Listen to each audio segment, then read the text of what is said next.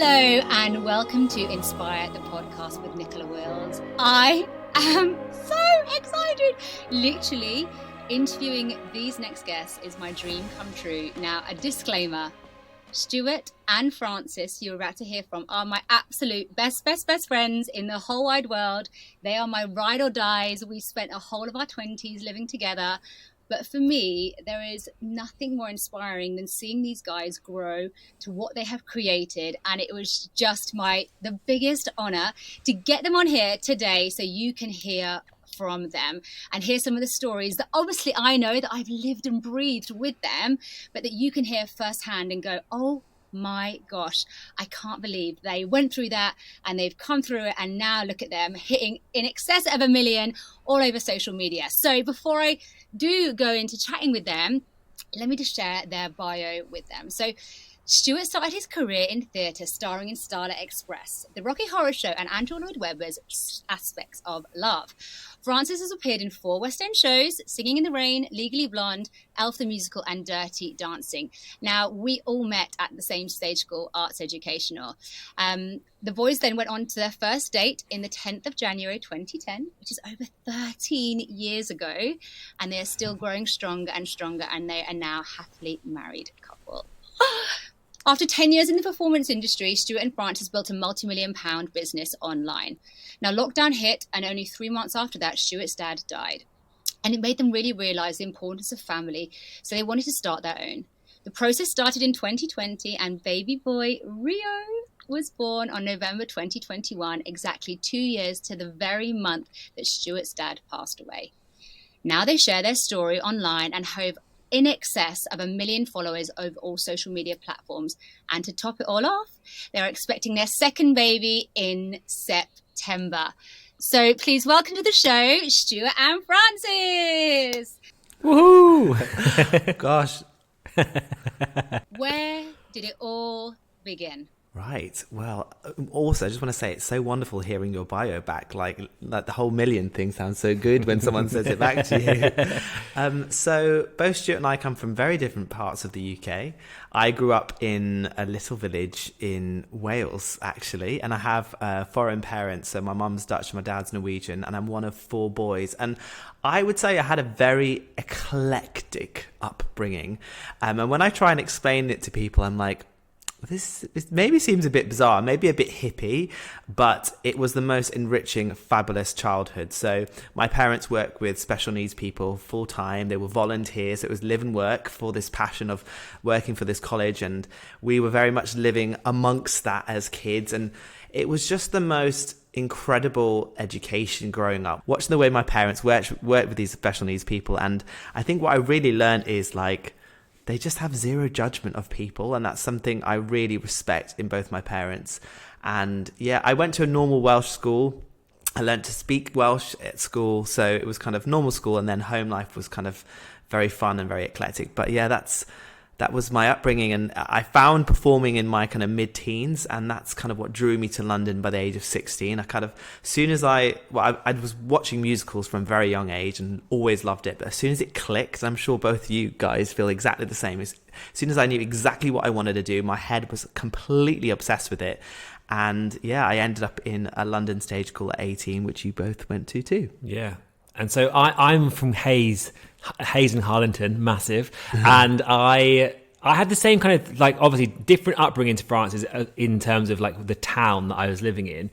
But I feel like what both me and Francis definitely did have is that, like you just said, that passion. For me, it was to be a pop star. So my dream was to be a pop star, then be on EastEnders, and then do panto for the rest of my life. That was that was kind of because I used to go and watch the pantos at the Beck Theatre, and there was who was it? Danny Minogue was at the Beck Theatre, and she signed my autograph, and I was just like, oh my God, I want to be in a soap. So that's where kind of my vision was as a young kid, was to be on TV, to be in EastEnders. So I thought going to musical theatre school would actually help me get there. But actually, after I went there, I realised that actually I should have done an acting course rather than a musical theatre course. Another story. But had a great career in musical theatre, and I actually loved my 10 years in musical theatre. And then we built a business together for the past 10 years. And then, as you said, went to start a family, and here we are right now with an amazing social media. We were actually looking through presence. some of the first messages we sent to each other, which was by email at the time when we first met, and we were just laughing at the language that we were using because we were so young. And I just feel like if a soulmate does exist, Stuart is my soulmate. Like, I really felt, well, both of us really felt from a very like third date that this was going to be something, you know, incredible. And here we are 13 years later, a baby who's 15 months, another baby on the way. It is absolutely crazy. But I think also what's really crazy is how the world has changed around us for us to be able to have a family and be doing what we're doing and sharing that online and be so accepted. It is really just, yeah, when you consider our history and where we've come from and the chances of us meeting is pretty awesome. Yeah, it is extra special. And so what was it like for you guys, you know, growing up and at school? How would you have quite a simple school life? Was there any bullying involved? Like, how was that for you? I think for me, I'll start first on this one. I feel like for me, my primary school was amazing. Like, I literally had the best primary school years, and my early years, because being flamboyant and wild as a kid, actually, people just loved that. It wasn't really seen as like anything different. But it wasn't until I went into secondary school and in my primary school, I remember there's one moment and I was like, oh, this is really different. So in primary school, it was all about how loud you could sing. You'd sit on the floor and with your legs crossed and you'd be singing really, really loud. I went to secondary school in year 7 and I was still singing really, really loud. And people turned around to me and was like, what is your problem? Why? What? And that was the first kind of dent in my kind of like, oh, I can't be my fun, wild, big self because I've got to try and fit into this new secondary school. Cool, and secondary school I found really, really, I found it really difficult because I wasn't really in my body. I just like, in terms of my spirit wasn't in my body. It was always trying to be something I wasn't, always trying to I wanted to be in the cool gang, but was obviously never in that cool gang. And that kind of gave me my first bit of determination to be like, I am going to prove all of these little people wrong, because I felt like that was my first experience of being underestimated.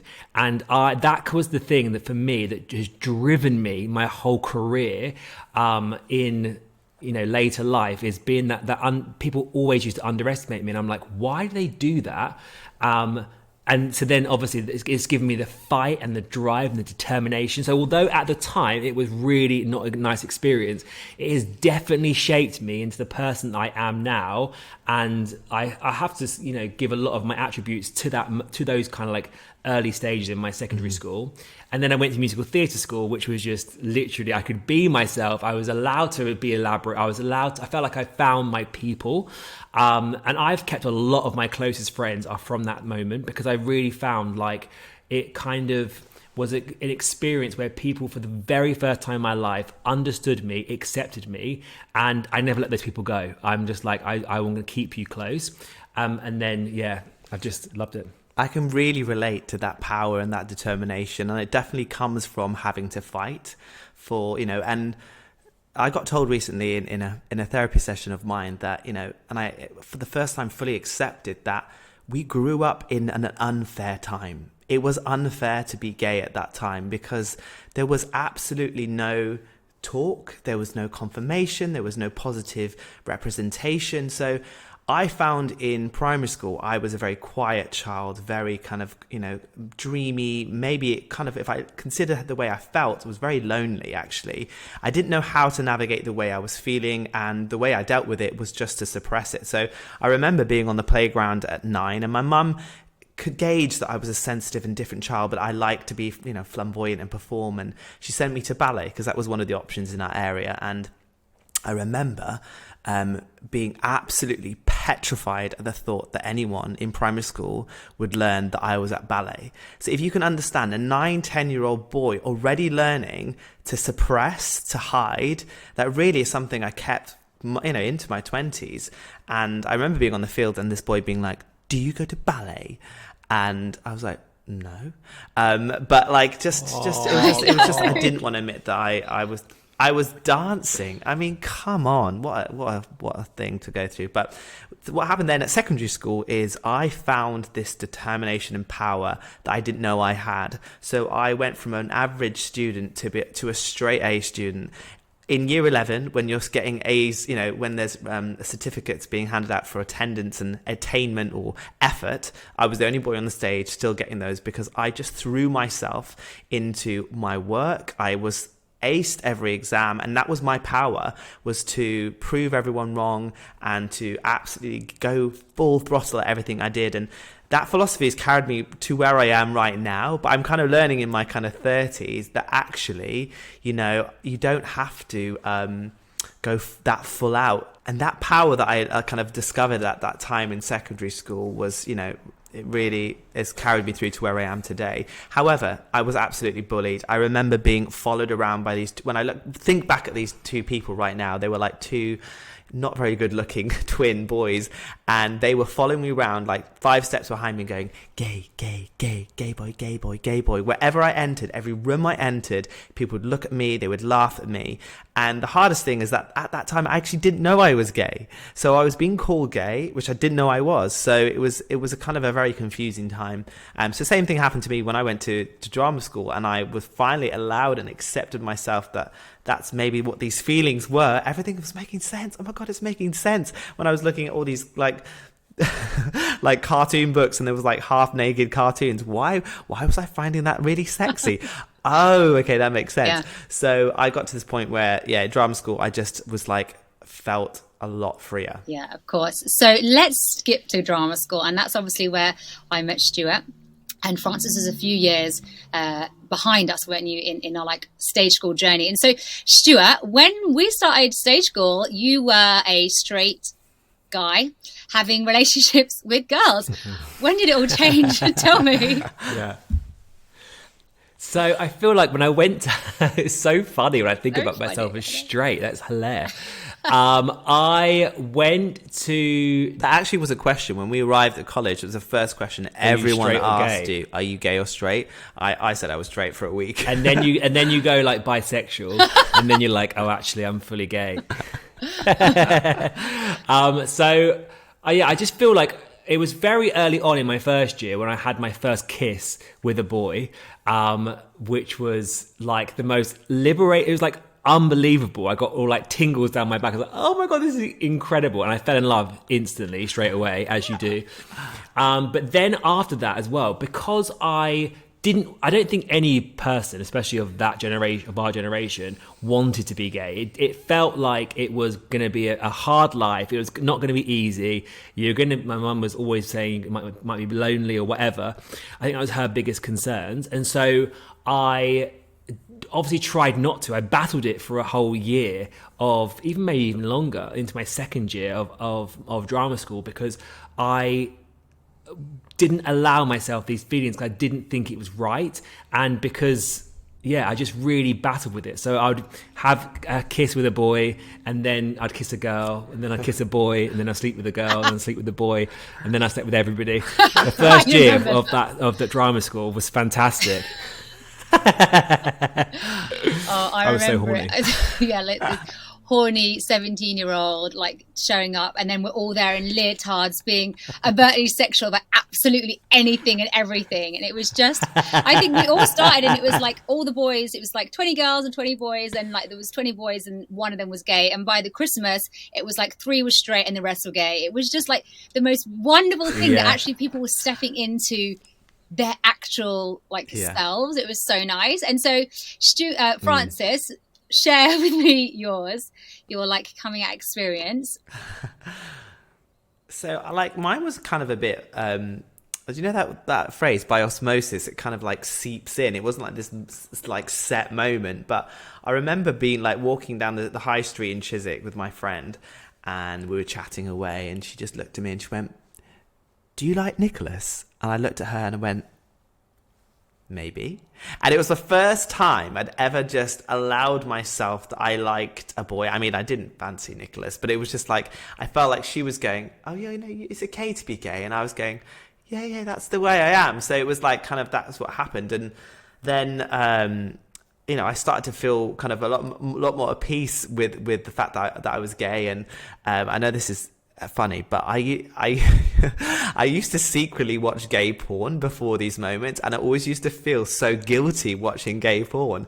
And finally, after that moment, I was like, I can watch gay porn and feel absolutely fine and feel absolutely fabulous. So what happened? My first gay experience was with a boy. We'll call him Derek. That's not his real name. And he was kind of he was probably the Stuart of the year. Like, he was sleeping with everyone, and he was such a charmer. And I just remember being at some Christmas party, was like a sleepover, like 5 of us there. I ended up in a room with him. I don't know how. He literally never asked me if I was gay. He put his hand on my leg, and then like stuff happened, and it was literally like tingles, like everything just came alive. It was just the most incredible experience. And I remember walking home the next day, like feeling 20 feet tall. I wanted to tell the world, but also I was like, how do I tell everyone now? Like, how am I going to tell my parents? I want to tell them this is something I'm proud of. But will I be rejected? And were you proud of it straight away? Yeah, I just felt like free. I was like, wow. Oh my God, this is incredible. This is an amazing feeling. And I think I had probably messaging in college to say that it was okay for me to not feel shameful or anything like that. But I just I felt free, and I wanted to tell everyone. And Francis, am I correct in saying that you've actually never slept with a woman, right? Never. Never. I'm one of those gold star gays. Premium, platinum gay.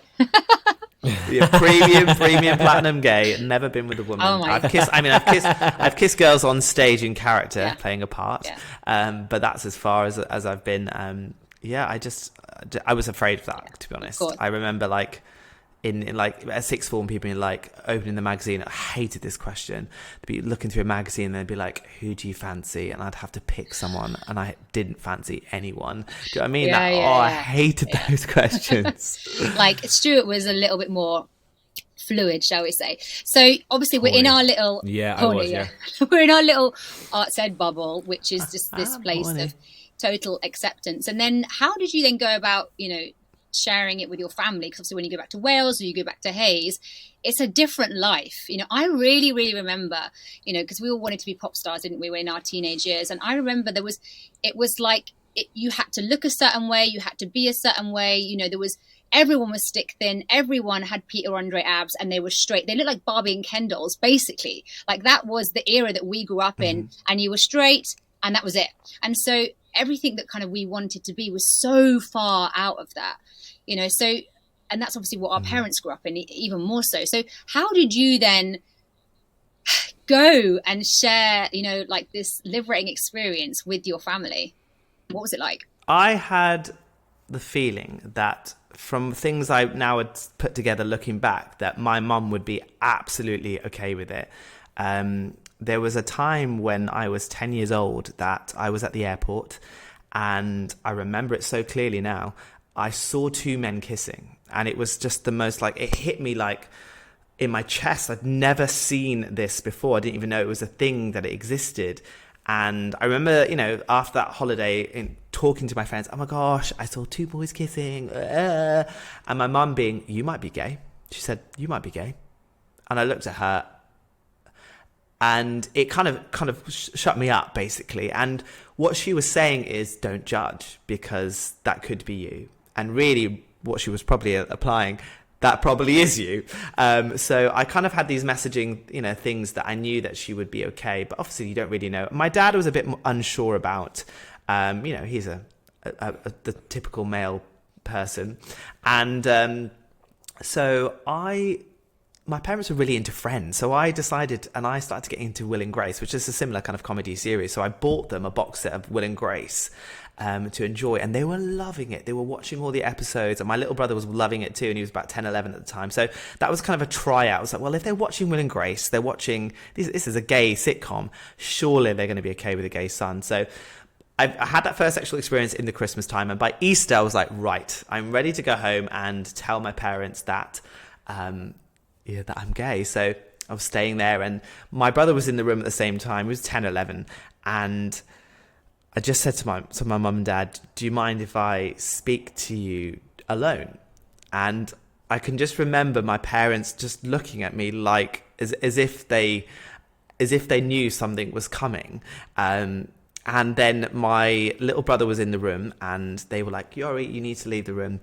And he was being annoying, and he was like, I don't want to leave the room, I don't leave the room. So they were like, Yori, leave the room. So he ended up leaving the room. He was actually listening by the door, the little naughty boy.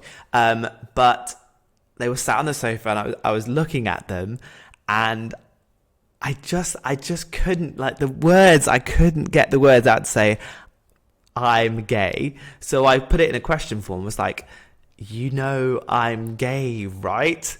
And they literally jumped to their feet and immediately embraced me. And it's just the most beautiful thing, because I just felt instantly accepted. And I think after that, I just wanted to tell everyone, because I knew I had that kind of core acceptance from them. And when I consider them as people, that's something I really look up to. And I know, being a parent, we're both parents here, like, we're going to make mistakes, but that's one thing they really got right, is that they never judged and they accepted me. And they said to me in that moment, we didn't know whether you'd be an older man and you would only find out then, but we're just so happy that that you found that now. So yeah, that was my experience. And yeah, it was just amazing. And then I literally told as many people as I could. Absolutely. And Stuart, what was yours like? Yeah, my experience was slightly different. And the thing is, this is also, when I'm speaking, this is my interpretation of the events that happened, because everybody perceives it very differently, don't they? So my mum and dad's experience of this would be a different experience to what I'm saying, probably. But when I decided, I had a boyfriend at the time, and in that moment when I started to date this boy, I was like, I don't feel confident enough to tell my parents. So if they ask me, I will be honest. But until they ask me, then I'll know that they're ready to hear, because I just didn't feel that they were necessarily going to be the most open to what I had to tell them. So I told this. I was going away for Christmas. It was my second year at Arts Ed. I was going away to do panto at Christmas, and my mum was helping me pack, as she always does, even now. And she was asking me loads of questions and kind of digging. So I could tell that it could be a moment where this is she's going to ask. And she was like, "What?" Because I wasn't going to come home for Christmas that year, and she wanted to know why and who I was going to spend Christmas with. And she said, "Is Ryan?" I can't remember the exact words, but something along the lines of, "Is Ryan your boyfriend?" And I said, "Yes." And she was like, "Are you gay?" And I said, "Yes." And she was like, "That's disgusting." But again, this is my interpretation of it. That's how I remember it. That might not have been the actual truth, but that's how I remember it. And I was just like, I felt so deflated and hurt in that moment, if I'm going to be honest. And then we didn't really talk about it much. She came and saw me in panto with my sister and my sister's friend, and we were in Pizza Hut. We were sitting around a round table in Pizza Hut, and my mum's like, "Go on then, tell your dad what you told me earlier." And I was like, "Oh, I don't know if this is the right time." My dad was a really kind of like awkward person around any kind of confrontation ever. He's like, oh. And I was like, Fine, I'll tell you, I'm gay. And I just remember, the only thing I really remember was my sister and her friend moving away from me around the round table to be a bit further away. And yeah, I don't really remember very much more than that. Like, I just remember not feeling necessarily like how Francis talks about his story. I don't think I necessarily felt those feelings of full acceptance at that time. So maybe that's probably why my personality type pushes back a little bit more, is a little bit more confrontational than Francis, because I have that little bit more of like resistance in those early stages of coming out as gay. And so I am a bit more flamboyant than Francis. I am a little bit more like wild. And I think maybe from those early stages, it necessarily kind of like shaped a part of me that makes me not want to follow any rules, do my own thing, and not listen to other people's opinions, because I had to trust my own gut instincts about who I was. even when other people didn't necessarily see that as a good thing.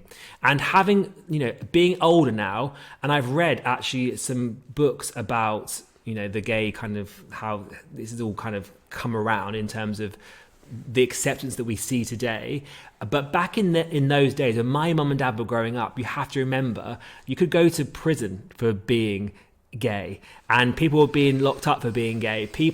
There was the AIDS pandemic where literally, I was born in that. So the only news my parents were being fed were, you're gonna die if you're gay, and that you're lonely, and all this kind of like terrible news that they didn't know any gay people. They didn't have any experience with any gay people, so they just saw lonely people, sad and dying. So I understand where they're coming from, and everything is all wrapped up in love or fear, and it was just fear is the reason why they didn't necessarily accept me, because they were fearful of what this life could bring me or not bring me. And they had this vision, and I do it for Rio right now, my son. I have a beautiful vision of what I see for him and how I see his life going. But if that's not this, it's not always the way it's going to go, So I totally understand as well. I also feel like these early moments really shape who we are so much, and regardless of what you perceive, the way you felt, like just listening to Stuart's story, I feel the rejection of what it feels like to go through that moment, because I've personally been feeling like that. It's hard. It really, really is hard, and I just hope for so many young gay people out there that these moments become fewer, because it's so hard to feel rejected by your parents. And I just want to say one last thing, because my mum will probably be listening to this, because she knows us both and probably be like eager to be listening. And I want to just point out that she is the most wonderful person, and she literally means everything to me, and means the world, absolute world to me, and has come around and has kind of seen this, and loves me and Francis and our baby, the whole shebang. But it just was in that moment of feeling super vulnerable. That's how I felt. I think that's a great reflection of today. Like we can evolve, we do change, we can forgive, we can move on, we can grow. No, that's part of the human experience, I have definitely been brought to this planet to push both every my single mum parent and my dad's buttons on a whole new level. And it's quite interesting when you think about parenting styles, because what we're both pulling on both our different parents' parenting styles. So my parents were very, understanding, very trusting, very non-judging. However, they weren't pushy parents. So when I was going to drama school and things like that, I did all the applications myself. I went myself to London, and I possibly could have done with my parents there pushing me, because I lacked confidence, and that's something that Stuart's really brought into my life, is being that pushy parent. Like, Francis, you should be the lead in this show. He wasn't confident enough to push himself to go for the leads in the show, and I'm like, if I was 6 foot, if I was dark, if I had the talent that you had, I would be every single lead in this West End. And so slowly, you then started playing leads in the West End. Yeah, all because of you. But that comes from his mum. His mum is, she was driving at everything. She was putting Stuart in every class, every gymnastics class, and he was, getting that was definitely front. her strength. She did so well in that area. So it's like, and what we're trying to be now as parents, what we're pulling on is we want that kind of no judgment, we want that kind of pushy, but we also want a middle point where what's best for Rio as well. So we're still figuring it out.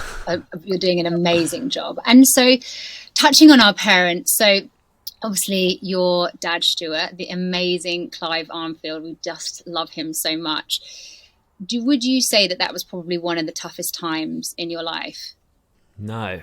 I would say the build up to him dying was actually one of the happiest years of my life. I feel like I didn't know my dad. My dad was a very quiet man, and until he got diagnosed with cancer, we didn't really have any contact with him. No. I would never call him. I wouldn't he just was a person that just was in the background. I really wouldn't have had a strong relationship with my dad.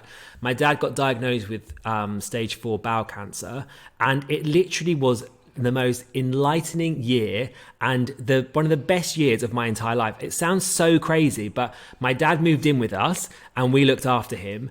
and we had so much fun. Like I took him to Mexico. We got treatment over in Mexico. He was told that he would have like 15 months to live, and he literally lived 15 months to the time. He was like very on point with that. But I took him to Mexico to get some alternative treatment, and in that 3 weeks that we were in Mexico, we just bonded so much. We laughed so much. I realized, because I used to think to myself, how was I born into, like, how am I anything like my dad? He's so different to me. And then in that time when he was his most vulnerable, he kind of just opened up. His spirit turned into like a little boy again, and it was amazing. And we had the most amazing end of his life, basically, last year, with loads of hope. That's the one thing that I learned from that is, whenever I've been successful in anything in my life, the amount of hope that I've had has always been the highest emotion in my body. And that year I just lived with like this enormous amount of hope, and my business like flourished, and everything was booming and everything was amazing, and I was just like loving life so much. And my dad, one thing I loved about seeing in my dad is he just loved being part of the community that I was building with my business, and just everything about it. He just absolutely loved being around us all. When he died, I think for the first 6 months, I was definitely in denial. I was definitely like, this isn't happening, like, you know, whatever. And just carried on with living my life. We were going skiing. We had lots of fun things. And then lockdown came, and we were stuck in the house with no alternatives to go out to. And so many rules, which I absolutely hate. And so, yeah, that's for me one of my darkest moments of life ever, I think, so far. I couldn't pull myself out of the pit, and I didn't want to either. It was a really like deep, dark, internal moment for me. And did you seek any help with that, Stuart? Yeah, I did. I got counselling. I got counselling before I really went into my darkest depression. I don't think you can call it depression. I wasn't on any medication. I wasn't told I was depressed, but it was just a real dark, I suppose just mourning more than anything. It was just so hard to get myself out of it. And like Francis is about to say, like, I definitely own the energy in our relationship in the room. Like, if I'm happy, we're all happy. If I'm not, then Francis finds it really hard to pull himself up. So Francis, I feel like, went with that as well. Yeah, I just always saw Stuart as this like strong, always positive, always flourishing person, and everything switched. He became negative, he was angry, he was sad, and that was very unnerving for me because he was the rock. But also through that, I've learned to find my own strength, because I also went a funny way and kind of lost myself. And what I really felt was like this power that I talked about, that I discovered at the age of 11, that powered me through and get the best grades and go full out. What really developed was this massive philosophy of avoidance. So I only wanted to feel good. A good emotion was being happy, and then there were sad emotions, fear, sad. I did not want to face any of those emotions, so I used to avoid them.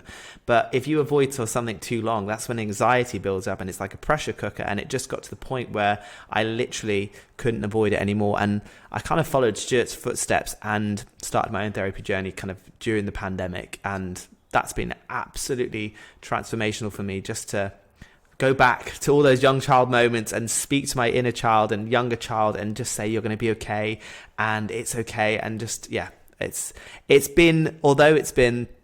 was a hard year, the pandemic, I feel like it shaped us. Oh God. I wouldn't take it back. It's kickstarted a whole new kind of life for us. Yeah. Yeah, because we were planning your wedding. Do you remember? We were planning, I know, my maid of honor speech already. It was like going to be this epic event. And then obviously COVID changed everything. And then, what I loved about you guys, and this is why you're so inspiring for me. So many of us were sitting in that pit. And although I know obviously that you were, what you did do, instead of going, oh, poor us, like we can't have a wedding, you were like, okay, instead of having a wedding and putting all this money on a wedding, why don't we start a family? And that was kind of like the beginning of that journey, wasn't it? Yeah. It was having a conversation with you, Nicola, actually. I was in this dark place. I was probably talking to you about how I was feeling and whatever. And you were like, you said, Stuart, it's now. The time is now. There's never going to be a right time. If it's money you're worried about, I will lend you it. Whatever it is, just make it happen now. Because if you don't do it now, you never will. And I feel like there's a part of you that wants this next stage of growth. And I feel like you need to take hold of it. So it was after that conversation that I really then started diving into how does a gay couple have a family, because I didn't really There is no guidebook. There is no guidebook on how to do that. And for the first time, it sounds so crazy. This is the weirdest comment ever, but for the first time, I really like embraced my gayness through Rio. It's so interesting. I didn't necessarily see myself as a gay man. I saw myself in a relationship with Francis. All of my friends were girls and we were talking about boyfriends, etc. And so I never really associated myself with any kind of gay culture or gay anything, although I literally fit into every gay stereotype. Tick, tick, tick, tick. Musical. But also, theatre, Stuart, you used to hate going to gay king. clubs. Do you remember? I was like, let's go to GAY. You're like, no, I hate going to gay clubs. I want to be the only gay wherever I am. Like, he wanted to be like... That was actually... Yeah. But if you relate back to the moment of, that you're talking about those early stories and the messaging you were receiving, basically... It was just not accepting of my full self. Full self, yeah. But we both found our gayness through that kind of place and learned to fall in love with ourselves. And the thing is, I love being gay. We both love being gay. Yeah. It feels...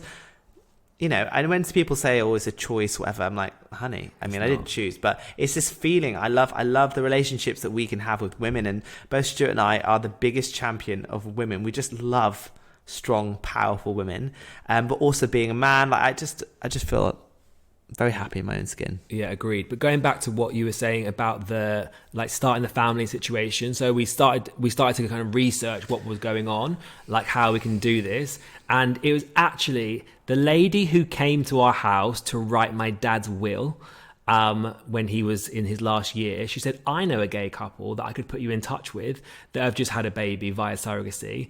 And then I messaged them. They then put me on to the doctor that we had a call with, had that call with our doctor, who we actually ended up using. And from that moment, I was like, had the same feeling as I had when I met Francis. I was like, that is the doctor that we will use that will get us pregnant. Like I have very, very strong, always. Both of you actually do. Yeah, From we knowing do. both of you, you have the strongest gut feelings. And that's something I admire in both of your personalities, this kind of lightness to life, this ability to focus on your vision, but still being so grounded. It's something I admire in you both. We both do have very strong gut instincts, and I just knew from that moment. I was like, right, that's the doctor. I knew for a fact, and then it was just placing other things. And then basically, what happened was we started down the process in America, and then one of our egg donors let us down, and then one of our friends said, I'll be your surrogate. So different to an egg donor, but she said, I'll be your surrogate. I'll carry your baby for you.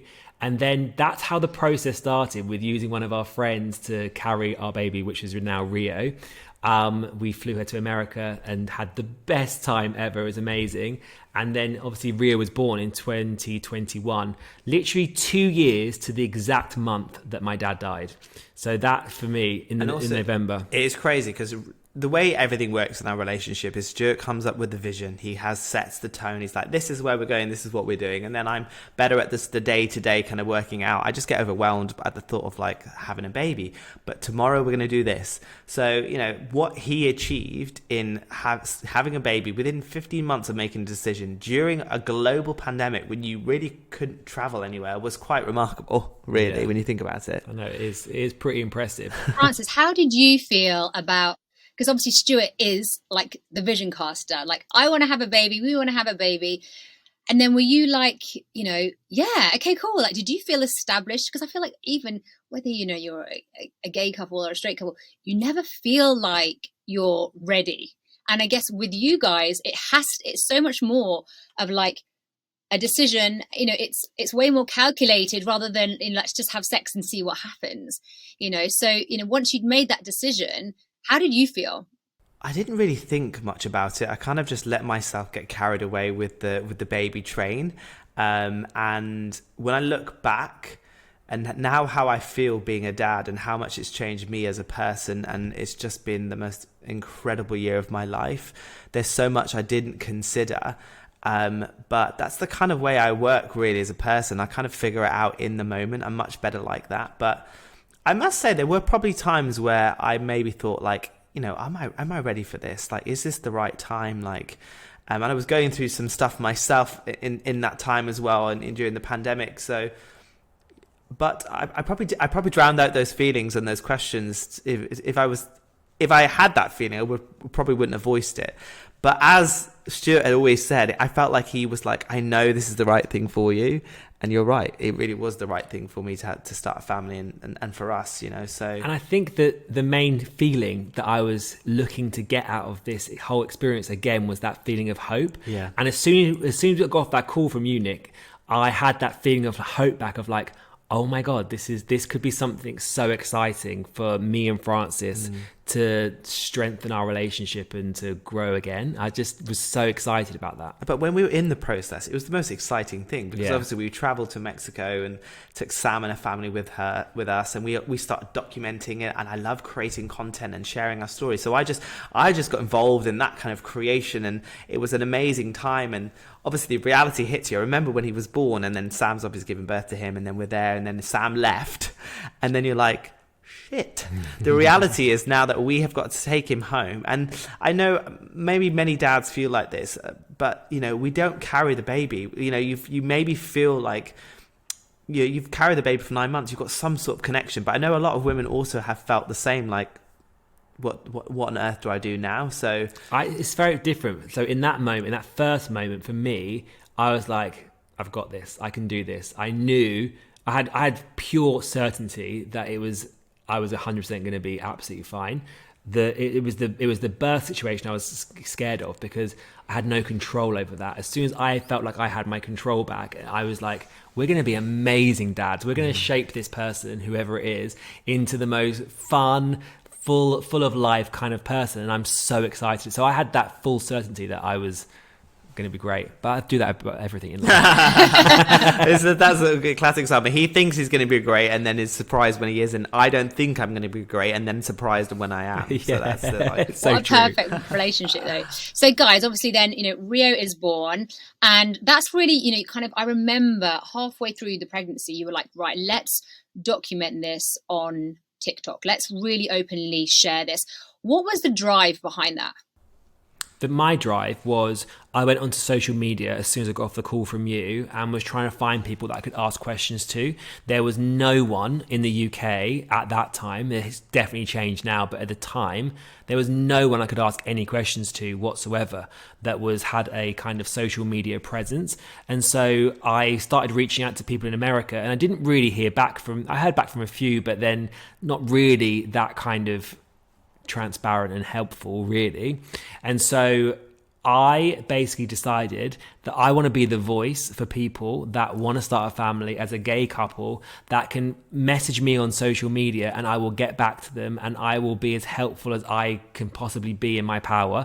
And that was kind of the reason we started it, because I knew that we're at the start of a whole new ideal of gay man, and what people think as a gay man is promiscuous, that don't necessarily like have strong relationships in terms of man to man. Mm-hmm. And I could feel that we were on the start of seeing a whole new generation of gay men. And I was like, I really want to be the voice or the spokesperson or the help that people can see in pure daylight, that a gay couple are fully in love, have got a family, and if you want to ask me a question, I'm fully here to support you, to help you on that journey. So that's the reason I said to Francis, although we were scared at the beginning because we were going into this not knowing if we were going to get pregnant or how easy the journey was going to be, but I said to Francis, I really think that there's a place for that as well. If it doesn't work out first time, second time, third time,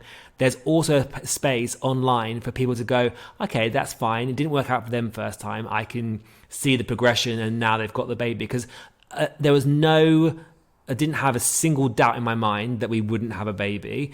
Both of us were the same as that. I think that comes from a very naive kind of eye, but it was great because it just meant that our focus was on the end result rather than what could go wrong. And yeah, so that's the reason why we started talking about and documenting our journey on social, because I just wanted to be that voice for people. Yeah, and you absolutely are. And, by being so open and so like honest with your life, do you receive any, obviously I know you've got like an abundance of like fans who just adore you, but do you get any hate from being so exposed? Yeah, we do. Like, so minor though. Oh, I was wow. really, especially on TikTok, I was expecting to be like bombarded with hate when we first started, and we really have just been bombarded with so much love. And there are, of course, a lot of a few comments from time to time that are negative, but I've got to really search those comments out. I've really got to try and, a lot of them come from a different language that's not in English, and so I have to like translate it. When I see comments that aren't in English, I'm like, oh, this could be hate. Fingers crossed. So I have to translate it, because I also enjoy. I don't enjoy hate, but I feel my responsibility commenting back is just educating people on love, and because, like I said earlier on in the podcast, I feel like whenever anyone sends hate or has anything like that, it's just fear-based energy. And I just would love to return them back to love and remind them that we're just a loving couple like any other, gay, straight, or whatever you are, that just wanted to take the next step in our relationship. And so I always love to educate people. That's the way I see it, on, the beauty of what we have, and the fact that we're alive in a time when there's technology to be able to have a baby as a gay couple. I think it's absolutely incredible and something that should be absolutely celebrated. And so when we do get the hate, I understand, and I always love them back. I never send anything hateful back. I'll always either send something jokey back that me and Francis literally belly laugh as we're sending it, or we'll send them something to help educate them. I just love that so much. And, and you're so right. Like, how blessed are we that we are in a time where what you guys are going through is possible, but you are still like really one of the first, like maybe 100, 200 people in the whole of the UK to be doing that. Like, you are like leading the way, and it's just so powerful and so inspiring to see and watch that. And I know, when you've come to visit me here in Ibiza, it's like, oh my God, it's Stuart and Francis. Like, you're getting stopped in the airport. I mean, how does that make you feel? We love that too. We both love it, and I'm not like Stuart. I didn't know I wanted to be famous. Stuart's always wanted to be famous, so he's living his dream.